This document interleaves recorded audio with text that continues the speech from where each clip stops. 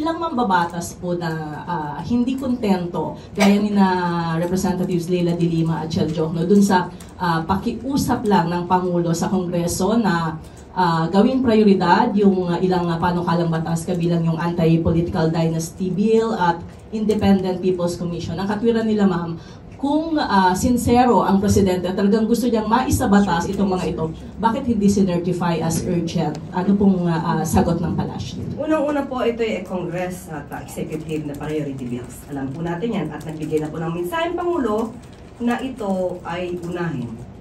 At pag-aralang mabuti para maipasa kaagad. Malinaw ang mensahe ng Pangulo. At malinaw din naman po ang sinasabi ng konstitusyon kung kailan lamang po, kailangan mag-certify as urgent ng bill ang Pangulo. Ito ay kung may tinatawag ng public calamity or emergency. So, naaayon naman po sa konstitusyon ang ginagawa ng Pangulo. Hindi naman ibig pong sabihin na hindi sinertify as urgent ang isang bill, ay hindi na po sincero ang Pangulo. Kaya po binigyan niya ng mensahe, malinaw, priority bills po ang 4 na legislative measures. And, what motivated the President, ma'am, to finally push for the swift passage of these bills? Naging factor po ba somehow yung galit ng publiko sa mga politiko, sa corruption sa gobyerno? Yung 4 na bills sa pinag-uusapan natin. Una-una po, iiba na po yung political landscape. Nakikita natin na mayroong mga umaabuso na politiko, may nagpapaikot ng batas. Public demands a fairer system. Ang nais ng Pangulo, mas lumakas ang kapangyarihan ng taong bayan at hindi nang iilamang pang abusong politiko.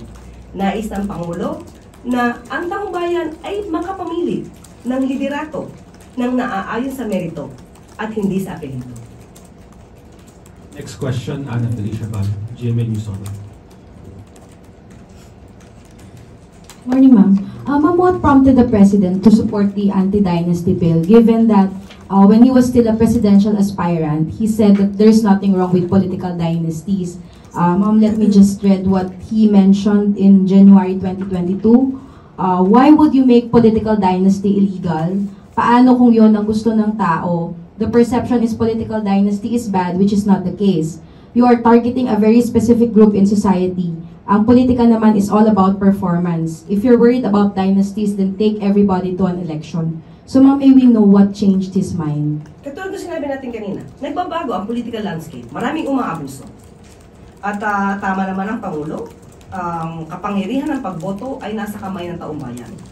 Pero dahil dito may mga naaabuso, nais ng Pangulo na ipabatid sa taong bayan na kayo ay may choice. Choice na naaayon sa merito, hindi lamang dahil pare-pareho ng apelyido.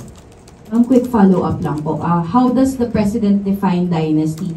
And what are the provisions does he intend to see in the measure? And confident ba, ma'am, yung Palace na this bill will be pushed in both chambers of Congress, given na we know for a fact that some lawmakers actually hail from dynasties? Kaya nga, ang bilin ng Pangulo, aralin tong mabuti para maging tama ang definisyon ng dynasty. Thank you, ma'am. Next question, Tristan Nadala, News Watch. Good morning, Yusek. Lumabas din po kamakailan, from former presidential spokesperson Harry Roque, and sabi din po ng lawyer ni Senator Bato de la Rosa ay may information po sila about an ICC warrant against Senator Ronald de la Rosa. If it truly exists, is the Palace prepared to enforce it, and how? Kung meron silang alam, di ipagbigay alam nila sa lahat. Sa ngayon ay wala pa pong kumpirmasyon kung mayroong natanggap na abiso patungkol sa existing warrant of arrest. Sa ating pagkakaalam, even the ICC could not confirm the issuance of the said warrant of arrest. So, hintayin na lamang po natin kung talaga magkakaroon ng issuance ng warrant of arrest ang ICC.